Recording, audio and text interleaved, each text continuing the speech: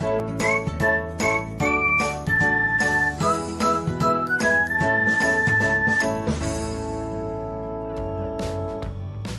everyone, welcome back to another episode of Technologyglance. Today in this video, I'm going to guide you through how you can enable activity status on TikTok. So let's get started.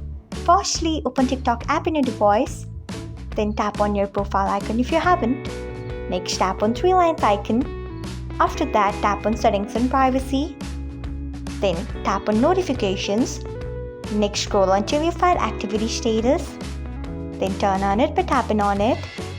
So this is how you can enable activity status on TikTok. Thanks for watching. If you found this guide helpful, we would love it if you hit the thumbs up button below.